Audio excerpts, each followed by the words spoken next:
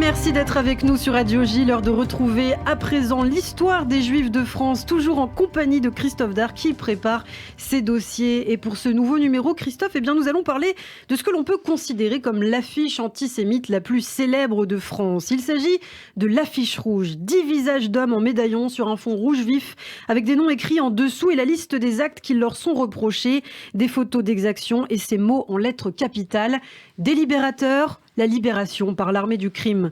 Éditée à des milliers d'exemplaires en février 1944, l'affiche rouge va marquer les esprits et aujourd'hui encore, elle est régulièrement publiée dans les livres d'histoire et présentée dans les expositions du monde entier sur la Shoah et la barbarie nazie. Christophe, aux origines de cette affiche rouge, et avant de rendre hommage bien sûr à ces 10 hommes dont 7 étaient juifs, il faut rappeler le contexte de sa publication, l'exécution des 23 membres du réseau Manoukian, du nom donc de son chef, Missak Manoukian. Ouais, ils sont fusillés au Mont-Valérien le 21 février 1944, donc 3 mois après l'arrestation de Manoukian et de son réseau d'interrogatoires et de tortures quotidiennes, puis un simulacre de procès et expéditif qui aboutit à 23 condamnations à mort. On compte dans ce réseau arrêté, ce démantèlement de 23 hommes, 8 Polonais, 5 Italiens, 3 Hongrois, 3 Français, 1 Espagnol et 2 Arméniens, dont Missak Manoukian. Dans ce groupe, on trouve un ingénieur chimiste, un étudiant, un footballeur du Red Star olympique, Rino Della Negra, ou bien encore un ouvrier métallurgiste. Il n'y a qu'une femme, juive, Olga Bancic.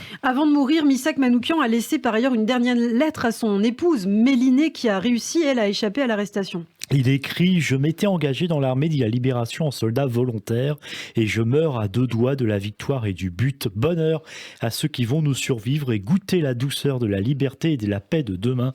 J'en suis sûr que le peuple français et tous les combattants de la liberté sauront honorer notre mémoire dignement. » La dernière phrase de cette lettre restera pour le moins énigmatique. Manoukian qui écrit en effet « Je pardonne à tous ceux qui m'ont fait du mal ou qui ont voulu me faire du mal, sauf à celui qui nous a trahis pour acheter sa peau et ceux qui nous ont vendus. » Et justement, 40 ans plus tard, en 1985, dans un documentaire diffusé à la télévision, des terroristes à la retraite, Mélinée Manoukian accusera la direction de l'époque du Parti communiste français d'avoir lâché, voire vendu le groupe Manoukian pour des raisons tactiques, des sacrifices en quelque sorte, ce qui était en effet d'usage d'ailleurs dans la résistance.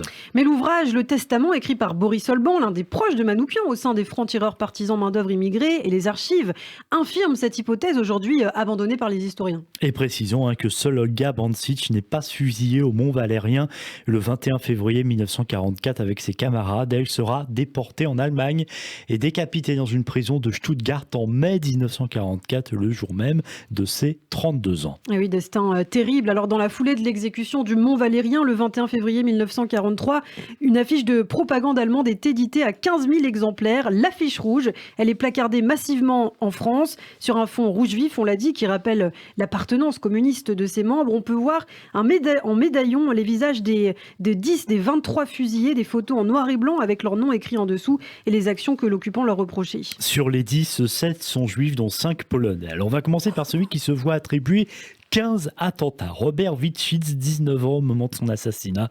Sauf que le jeune homme, en fait, est né en France d'un père polonais et d'une mère française, ce qui montre bien le caractère propagandiste de cette affiche, comme vous l'avez dit, puisque donc ce qui est écrit dessus est faux. Réquisitionné en 1943 pour effectuer le STO, le service de travail obligatoire, en Allemagne, Witschitz intègre le détachement italien des FTP MOI, puis est arrêté le 19 novembre 1943 avec le footballeur italien Rino Della Negra, à la suite d'une action contre des convoyeurs de fonds allemands à Paris. Et ensuite, on peut lire en dessous d'un autre portrait, Rajman, juif polonais, 13 attentats, du nom de Marcel Rajman, qui a lui tout juste 20 ans lorsqu'il est fusillé au Mont-Valérien. Oui, exactement. Il est arrivé en provenance de Varsovie avec ses parents à l'âge de 8 ans.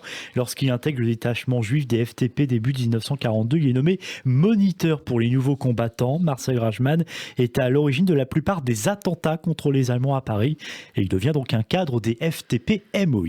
Et il fait ainsi partie du trio qui lance en juillet 1943 une grenade sur la voiture du commandant allemand du Grand Paris, le général von Schomburg. Exactement, la cible est manquée. C'était d'ailleurs pas lui qui était dans le véhicule. C'est aussi Marcel Rajman qui, avec Manoukian et 2 autres hommes, assassine le colonel SS Julius Ritter le 28 septembre 1943, chef du service du travail obligatoire en France, ce qui reste sans doute l'attentat le plus marquant des FTP MOI. Il faut préciser que Marcel Rajman n'est pas le seul de sa famille à tomber aux mains de l'ennemi lors de son arrestation en novembre 1943, puisque ses parents sont déportés à Auschwitz et son frère à Buchenwald. L'affiche rouge mentionne également Fingerweig, juif polonais, 3 attentats, 5 déraillements. Il s'agit là de Maurice Fingerweig. Comme Marcel Rajman, il est né lui à Varsovie et n'a que 20 ans lorsqu'il est assassiné. Ouais, lui aussi se distingue par son courage, son dévouement, qui en font donc un des combattants les meilleurs du réseau et que du coup on met sur les opérations les plus délicates. Au moment de son arrestation, d'ailleurs, il n'avait plus de famille, Fingerweig, à Paris, puisque son père et ses 2 frères avaient déjà été déportés. Un autre juif polonais est présenté sur l'affiche rouge, Griswacz, 2 attentats. Il s'agit de Slama Griswacz, mort à 33 ans et qui avait le parcours typique de la plupart des FTP-MOI. Eh ben oui, il est né en Pologne dans un milieu modeste, il a abandonné ses études et adhéré très jeune aux jeunesses communistes et il a fait de la prison en représailles à son engagement avant d'arriver en France, combattant dans les brigades internationales en Espagne et internement dans les camps de Gurs et d'Argelès à son retour en France. On est effectivement avec Slama Griswacz en présence du profil type, on peut dire, du résistant communiste au sein des FTP-MOI. Enfin, Wolf Waszbrot est l'autre juif polonais également mentionné sur l'affiche rouge et on lui impute un attentat et 3 déraillements. Alors je précise que ces chiffres ne reposent évidemment sur aucune statistique, c'est évidemment de la propagande avant tout, mais comme l'affiche le fait remarquer, pour le coup les déraillements sont en effet sa spécialité. Et quand il est arrêté en novembre 1943, il n'a que 18 ans, c'est donc l'un des plus jeunes et il sauve sa petite amie interpellée en même temps que lui, mais qui sera finalement elle aussi déportée plus tard à Auschwitz. 2 juifs hongrois figurent aussi sur la fiche rouge. Celui des 2 qui a commis le plus d'attentats est un certain Joseph Botchov, avec 20 attaques recensées par l'ennemi, un chiffre éloigné de la réalité. Ingénieur chimiste, grand spécialiste en explosifs, qu'en fait il a appris à manier lors de son engagement pendant la guerre d'Espagne. Après avoir quitté la Roumanie à pied, il a été interné comme ses camarades combattants contre Franco dans les camps d'Argelès et de Gurs dans le sud de la France, de l'autre côté des Pyrénées, au sein des FTP-MOI. Botchov, c'est donc le chef du détachement des dérailleurs de trains de la SS ou de la Wehrmacht, très actif en 42 et 43. Comme ses camarades, il est filé, traqué de longue date lorsqu'il est finalement arrêté en ce terrible mois de novembre 1943.